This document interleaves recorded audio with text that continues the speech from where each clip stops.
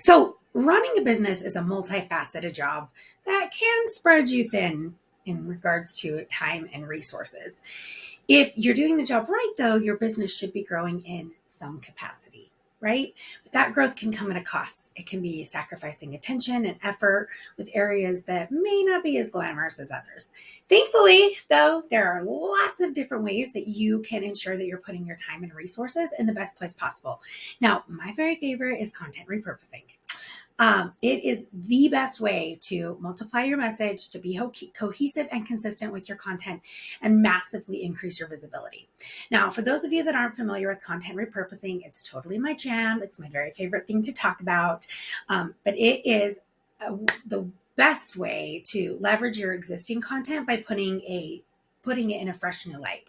So for example, you could take a blog post that you put on your website and make it into an infographic that you publish on another platform. You could take an ebook, a video, a presentation, and turn them into a slide share for LinkedIn or a white paper to send out to clients.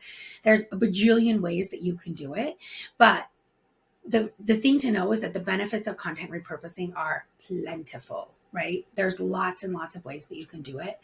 But there's a couple of things that you may have missed in your content repurposing strategy that I want to chat about today.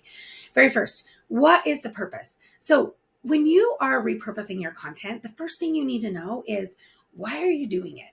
What's the purpose? Is the goal to educate your audience?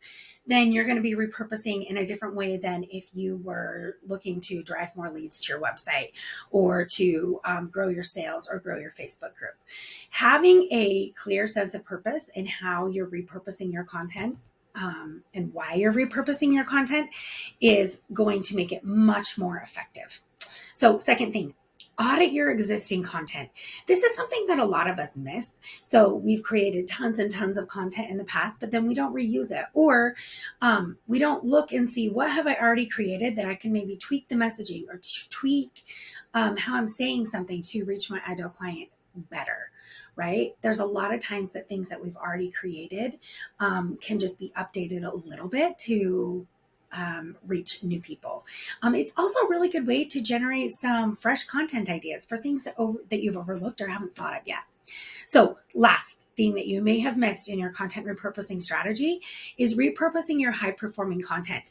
Sometimes we get in this habit of just creating, and we forget to go back and look at what worked really well. What did your audience respond to? What got you a lot of views or likes or shares, or what led to more sales? Those are the things that your ideal client is responding to and that you should be creating more of. So, bottom line, make sure that you are looking at those three things before you start into your repurposing strategy. Make sure that you are looking at what content's performing well. Look at what you've created in the past and see what can you maybe update that can be used for a future piece of content. And then also make sure that you know why you're creating that content and what the purpose is. This is really, when you're repurposing, it is the best way to reach more people in less time and to save your sanity. See you next week.